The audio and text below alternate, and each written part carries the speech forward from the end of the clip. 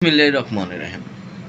দেখে 1975 সাল 15ই আগস্ট বাকশালী রাষ্ট্রপতি, যিনি বাংলাদেশের গণতন্ত্র, মানবাধিকার, বাক স্বাধীনতা হরণ করে একদলীয় বাকশাল গঠন করে এবং 74-এর দুর্ভিক্ষর পরে দেশে হাজার হাজার মানুষ, গরিব দুঃখী সাধারণ মানুষ না খেয়ে মারা যায়, যেটা সেনাবাহিনী সাধারণ জনগণ মেনে নিতে পারে নাই। সেনাবাহিনীর, দেশপ্রেমিক সেনাবাহিনীর তরুণ নেতারা এবং তরুণ সেনাবাহিনীর অফিসাররা জনগণকে মুক্তি করতে হাতে অস্ত্র তুলে নেয় এবং বিদ্রোহ করে। নিহত হয় বাকশালী রাষ্ট্রপতি শেখ মুজিবুর রহমান। শেখ মুজিবুর রহমান নিহত হওয়ার পরেও থামে থাকে নাই ভারতের একের পর এক পরিকল্পনা। ভারতের পরিকল্পনা বাংলাদেশে অস্থিরতা তৈরি করা এবং বাংলাদেশের সাধারণ জনগণকে ভয়ভীতি ছিল ভারতের গোয়েন্দা সংস্থার মেন এজেন্ট। আপনার পার্বত্য চট্টগ্রাম, খাগড়াছড়ি সহ আপনার এই এলাকাগুলোতে ভারতের গোয়েন্দা সংস্থা অ্যানালাইসিস উইং শেখ মুজিবুর আওয়ামী লীগের কিছু নেতাকে অস্ত্র তুলে দেয় এবং তারা বাংলাদেশকে অস্থিরতা তৈরি করে। যেমন আপনার গত 2 দিন আগে যে টিটিপি হয়ে পাকিস্তানের সাথে যুদ্ধ করলো, এই ঘটনাগুলো দেখেন যে এই ঘটনাগুলো ভারতের গোয়েন্দা সংস্থা বাংলাদেশের থেকে নিয়ে আপনার ঘটনাগুলো ঘটাইছে। ঠিক 1975-এর পরেও বাংলাদেশকে অস্থিরতা তৈরি করে এবং শহীদ প্রেসিডেন্ট জিয়া রহমান ভারতের গোয়েন্দা সংস্থার একের পর এক পরিকল্পনা ধ্বংস করে দেয়।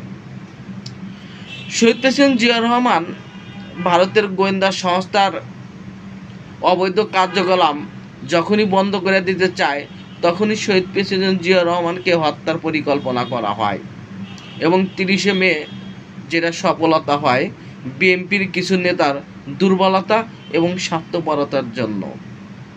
আমরা কেন বলছি দেখেন, বর্তমানে খাগড়াছড়ি, বান্দরবন পাহাড়ে যে অশান্তি সৃষ্টি হচ্ছে, এই অশান্তির পিছে দায়ী কারা?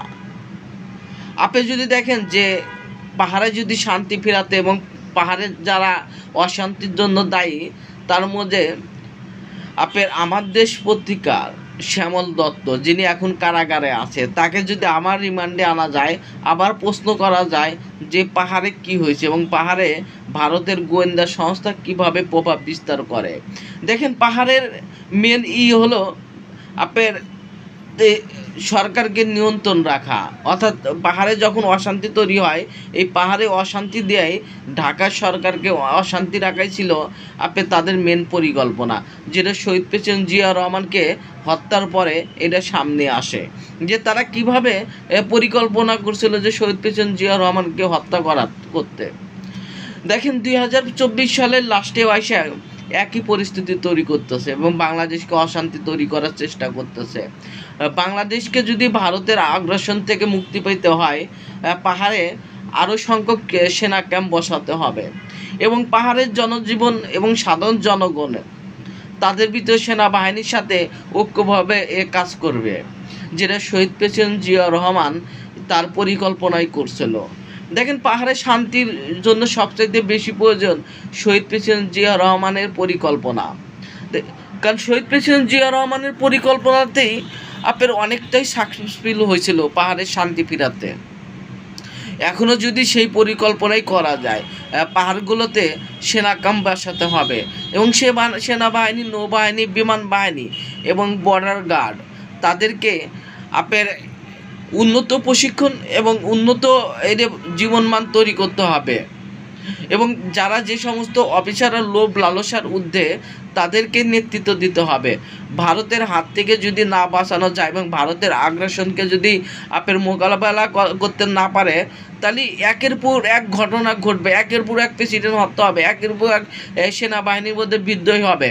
দেখেন 1975-এর পরের থেকে কয়েরাপের 21 বার শুধু সেনাবাহিনীর ভিতরে বিদ্রোহী হয়েছিল, যেটা ভারতের মিডিয়ার পরিকল্পনা এবং ভারতের গোয়েন্দা সংস্থা একের পর এক পরিকল্পনা করে, যেটার সাথে জড়িত ছিল বাকশালী শেখ হাসিনা।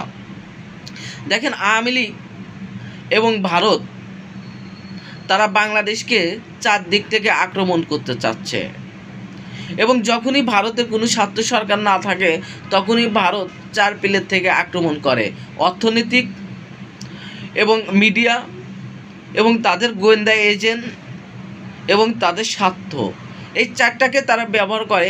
এই চারটাকে ব্যবহার করে একের পর এক দেশে অশান্তি সৃষ্টি করে। দেখেন ভারতে বর্তমানে যে পাহাড়ি অঞ্চলগুলোতে, এই পাহাড়ি অঞ্চলগুলোতে যদি আরও সেনা ক্যাম্প বসানো যায়, যে সমস্ত জায়গাতে সেনা ক্যাম্প নাই, এবং সেই সমস্ত জায়গাতে সেনা ক্যাম্প বসাতে হবে। এই মুহূর্তে যদি বাংলাদেশের শান্তি এবং বাংলাদেশকে রক্ষা করতে হয় তাহলে অতিরিক্ত সেনা ক্যাম্প বসাতে হবে। কারণ আপনি যদি দেখেন যে ভারত শুধু ভারতের পরিকল্পনাই করতেছে না, বি টিম হিসাবে বাংলাদেশকে অশান্তি সৃষ্টি করার জন্য মায়ানমারকেও বেছে নিচ্ছে, এবং মায়ানমারে কিছু বিশুদ্ধি গোষ্ঠীকে আপনার অর্থ দিতেছে যেন বাংলাদেশকে তারা অশান্তি সৃষ্টি করতে পারে। দেখেন এখানে যদি বাংলাদেশের জনগণকে বাঁচাতে চায় এবং বাংলাদেশের অশান্তির থেকে বাঁচতে চায় তাহলে অবশ্যই পার্বত্য অঞ্চল সহ যে সমস্ত অঞ্চলে যে ভারতের অগ্রাসন এবং ভারতের মুভমেন্ট বেশি, এই সমস্ত এলাকাতে সেনাবাহিনীকে আরও মজবুত করতে হবে এবং সেনাবাহিনীকে আরও ঘাঁটি তৈরি করতে হবে, তাহলে বাংলাদেশকে রক্ষা করতে হবে। শুধু তাই নয়, দেখেন বাংলাদেশের সেনাবাহিনীকে গত 17 বছর ধ্বংস করে দিচ্ছে। বাংলাদেশের সেনাবাহিনীর কাছে আধুনিক অস্ত্র নাই, আধুনিক যুদ্ধ বিমান নাই, আধুনিক রাডার সিস্টেম নাই, আধুনিক মিসাইল নাই। তাহলে দেখেন যে বাংলাদেশ সেনাবাহিনী আজ কতটা দুর্বল। কিন্তু শহীদ প্রেসিডেন্ট জিয়াউর রহমান প্রথমেই সেনাবাহিনীকেই উন্নত মান দেওয়ার কথা ছিল, এবং সেনাবাহিনীর উন্নত অস্ত্র এবং ক্ষেপণাস্ত্র এবং আকাশ প্রতিরক্ষা ব্যবস্থা এইগুলো আরও উন্নতি করতে হবে, এবং এটা আপনি নৌপথগুলো আরও শক্তিশালী করতে হবে। নদীপথকে যদি আপনি শক্তিশালী, কোস্টগার্ডকে যদি শক্তিশালী না করা যায় তাহলে নদী পথ দিয়েও আপনি আক্রমণ করতে পারে। কারণ ভারত চার পিলে ঘিরে ধরতেছে বাংলাদেশকে, এবং বাংলাদেশকে যদি আপনার ভারতের আগ্রাসন মুক্ত চায় অবশ্যই নৌবাহিনী, বিমান বাহিনী এবং পুলিশ এবং বর্ডার গার্ডকে শক্তিশালী আরও বাহিনী তৈরি করতে হবে, এবং যে সমস্ত বর্ডার গার্ড আছে যারা ন্যায়সঙ্গত এবং তাদেরকে আরও প্রশিক্ষণ দিতে হবে, তাদেরকে উন্নত মানের অস্ত্র প্রশিক্ষণ দিতে হবে, এবং সেনাবাহিনীর জন্য রাডার সিস্টেম এবং ক্ষেপণাস্ত্র, এই অ্যান্টি ব্যালিস্টিক মিসাইল দেখেন তাদেরকে তৈরি করতে হবে। কারণ ভারতের সাথে যে কোনো টাইমে যুদ্ধ করতে হতে পারে, এবং আজ না কাল বাংলাদেশ না করলেও এটা ভারত বাংলাদেশকে আক্রমণ করবে, হয় ভারতকে দিয়ে না মায়ানমারকে দিয়ে বাংলাদেশকে আক্রমণ করতে পারে। এখন যদি বাংলাদেশ কাউকে আক্রমণ করবে না, বাংলাদেশ যদি এইটা আপনার আন্তর্জাতিক আপনার যদি জাতিসংঘের সনদ দেখেন 51/A তার স্পষ্ট ধারণা আছে যে কোনো রাষ্ট্র তার নিজের ভূখণ্ড রক্ষা করার জন্য সে তার শক্তি প্রয়োগ করতে পারে। দেখেন বাংলাদেশকে রক্ষা করতে গেলে কোনো রাষ্ট্রকে ভারত যদি আক্রমণ করে, মায়ানমারের থেকে যদি আক্রমণ করে অবশ্যই বাংলাদেশকে রক্ষা করতে হবে এবং বাংলাদেশের জনগণকে রক্ষা করতে হবে।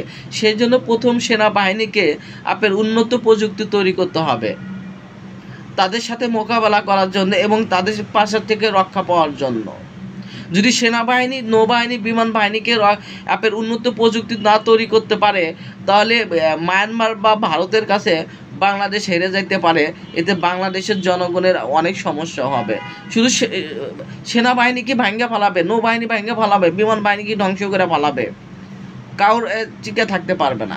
সেই জন্য বান্দরবন বা চট্টগ্রাম, খাগড়াছড়ি যে সমস্ত এলাকা সেখানে আরও সেনা ক্যাম্প বসাতে হবে এবং সেনাবাহিনী তার প্রযুক্তি উন্নয়নের জন্য যত অর্থ লাগে তাদের দিতে হবে এবং সেনাবাহিনীর জন্য তাদের গবেষণার জন্য আরও গবেষণা, উন্নত প্রযুক্তি তৈরি করতে হবে। সবাই ভালো থাকুন। আসসালামু আলাইকুম।